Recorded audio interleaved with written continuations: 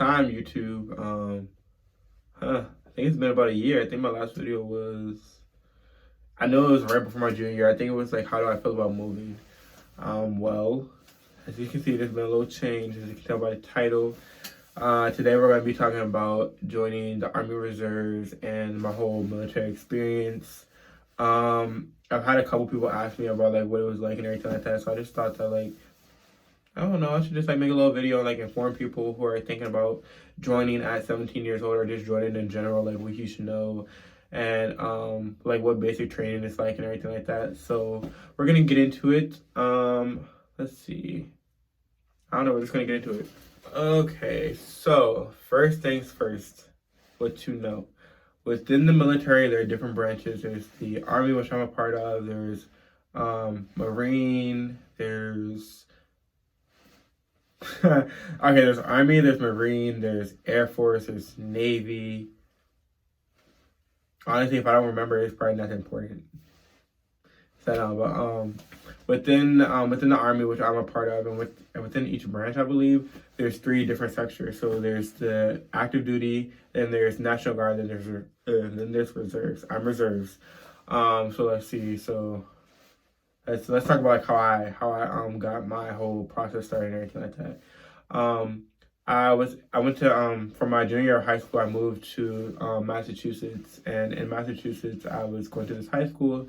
And I think it was like probably like February, we had job fair. So job fair is like, you know, like when like a whole bunch of different brands and like different companies come to your school and like they try to get you to like, it's basically like just like, oh, like we're hiring or anything like that. Here's our requirements and like here's like where you can sign up and apply and everything like that. So there was Nike, there was Adidas, there was Hilton Hotels, there was junior achievements. There was like a whole bunch of different jobs there.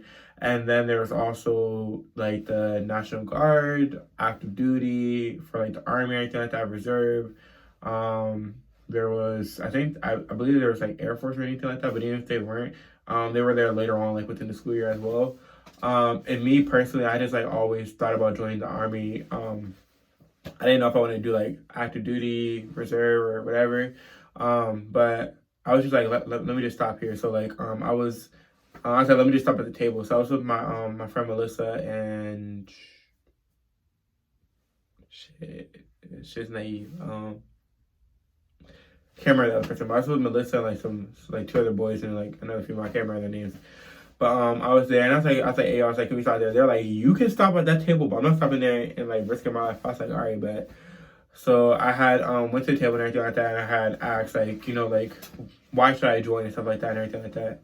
And like this was just a question that I have been like that I've had since I was like 13, because that's when I first started thinking about like really joining the Army and like being a part of the military.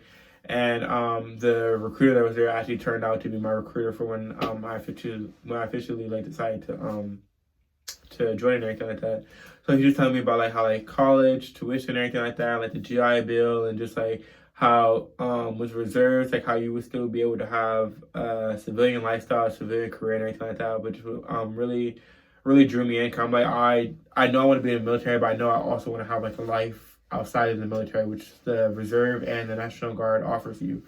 So I'm like, okay, and everything like that. So he asked for my phone number and my email and everything like that.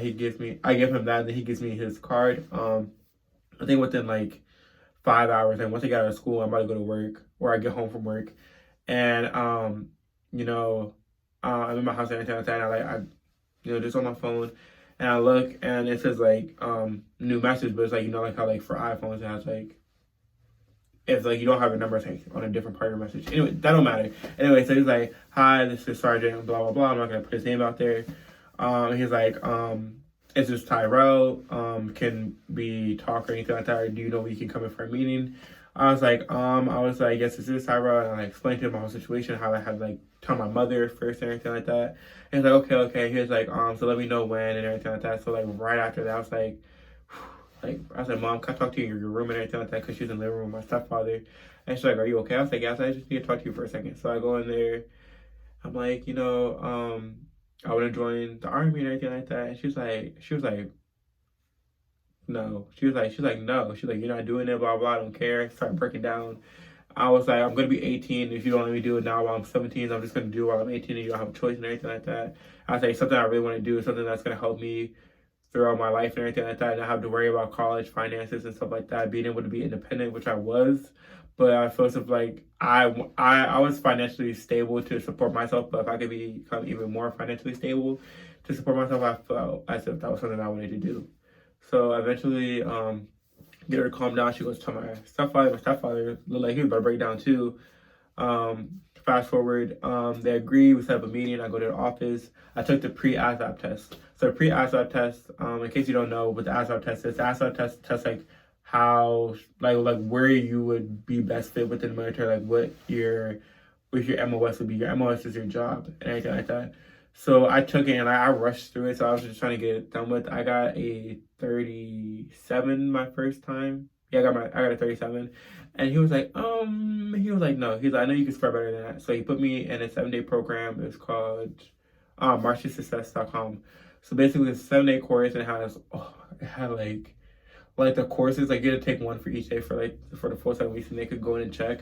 Mine took me like 4 hours for each thing. I had like study, do it, and take the test at the end. And everything like that. Then I went in a week later and I retook the test. I missed school for that. And I retook it and I got a 98. I got a 98 out of 100, which is really good. I had a lot of jobs pop up for me where I decided what job I wanted to be. So I picked my MOS. My MOS is a 91 Bravo, which is a wheel vehicle mechanic. So basically you work on the Humvees and everything like that, and driving the trucks and everything like that. So basically I'm a mechanic, so I'm like a mechanical engineer. So that's my job within the military. Until like unless I decide I want to like add MOS or anything. So boom. So once I do that, he's like, all right, so now we got to start getting you ready for MEPS and everything like that. So right after I took my ASVAB test, he had to actually leave, so he had another recruiter take me with some other recruits to MEPS. MEPS is where they do, well, once you pass your ASVAB test, slow down. Once you pass your ASVAB test, you have to go to MEPS, and MEPS is going to test to see if you cheat on the test or anything like that. So basically, they take random answers that you got right, and they're going to put them in a test on a computer screen. You have to sit there and you have to take the ASVAB. Again, it's just like certain parts. I think it's only like 25 questions. So you sit there, you take everything like that, like you take your phone and everything like that. So if you fail, you have to retake the ASVAB test, and they're going to think that you cheated. So now they're going to watch you have to take it at MEPS.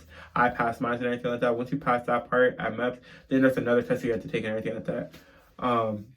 So you just take another test and everything like that, and then they set up a date for you to come back into MEPS, and that's like we do. You have to do your P test, you have to do your blood work, your vision, all that and everything like that. And then you also sign your contract that day. So I went home and everything like that. Drove me home and everything like that. Then I had guy texting me. He was like, all right, he's like, we're gonna start preparing for MEPS and everything like that. You have to come to future soldier training.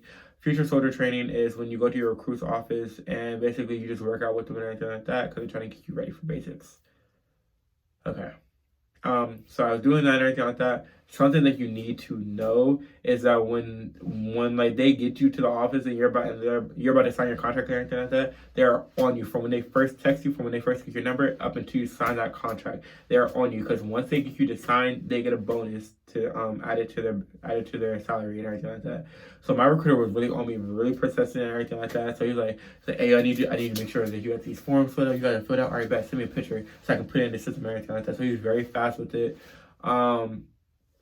Once that happened, I officially went to MEPS and everything like that. Oh my gosh, it was so uncomfortable.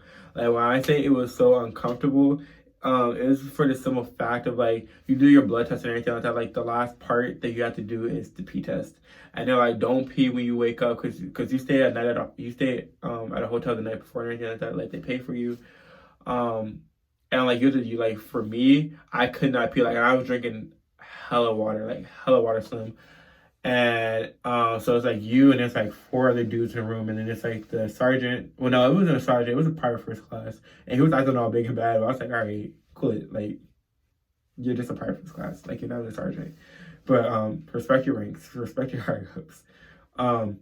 So it's like him. He's sitting on a stool, and he tells like everybody step back a little bit. You have your cup, and then you're supposed to pee.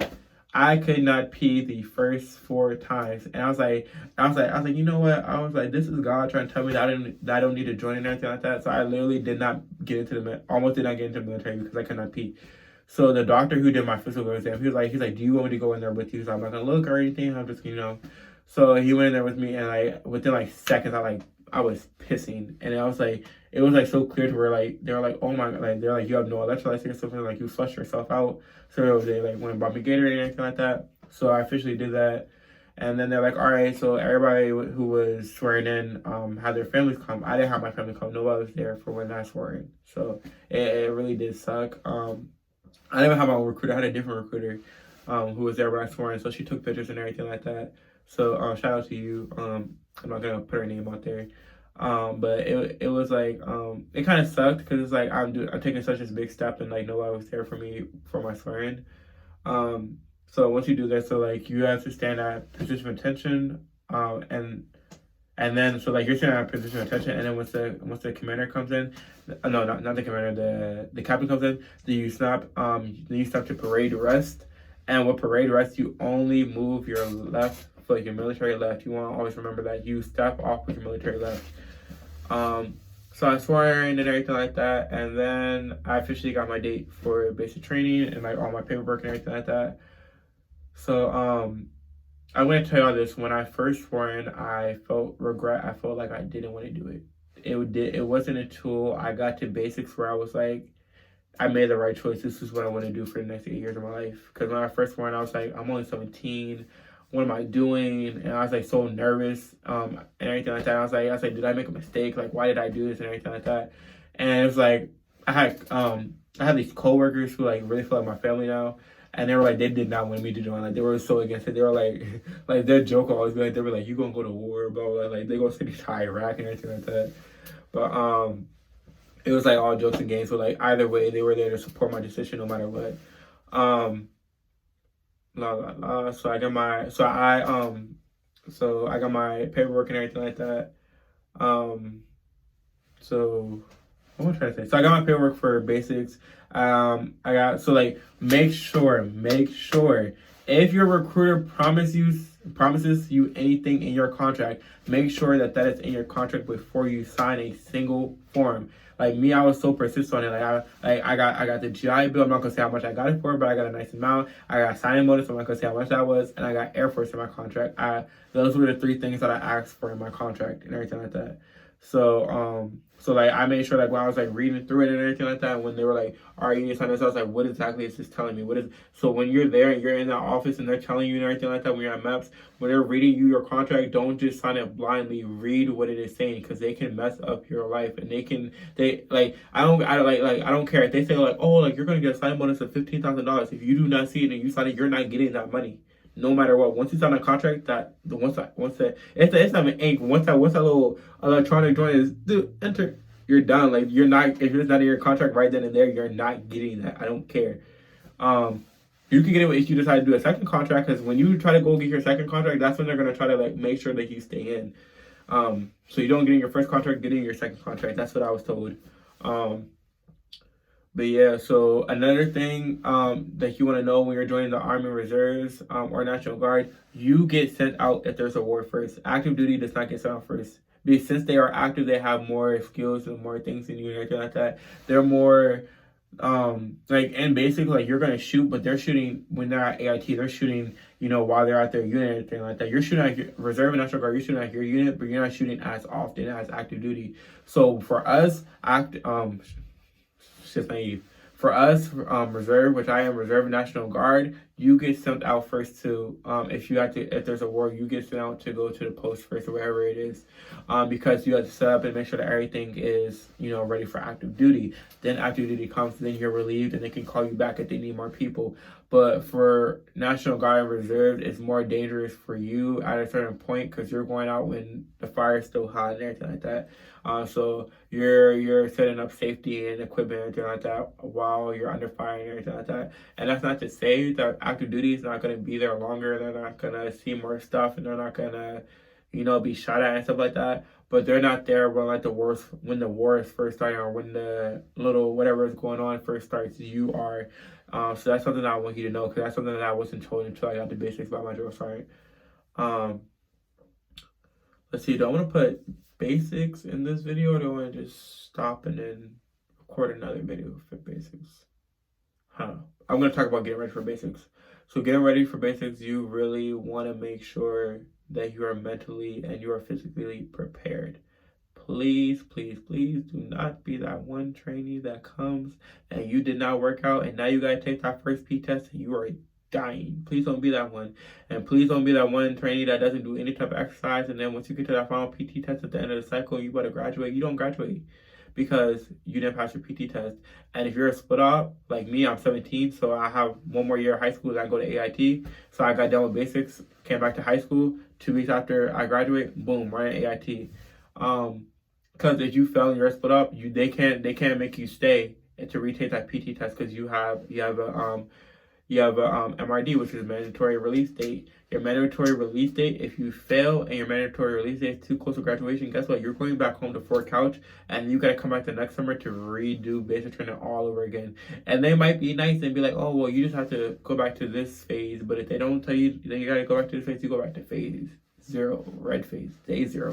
And you got to do every single thing again. And then you got to qualify with your weapon and everything like that. But I'm going to get into that into my video about basics. So back to what I was saying about getting ready for basics.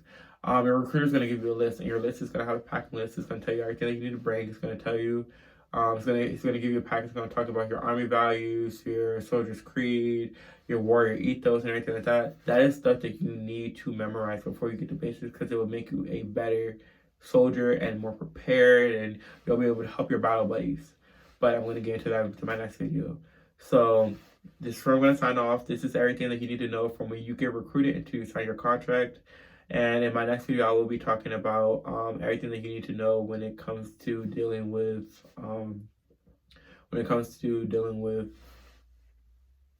basic training. Basic training. This is Tyrell Cortez signing out and everything like that. I don't know. I think I'm going to do more Army videos and just talk about it, because I don't know, like, now that I'm in it, I love talking about it. But yeah, thank you guys for watching. And if you have any questions, you can comment down below, or you can email me. Everything will be down in the description box. And peace.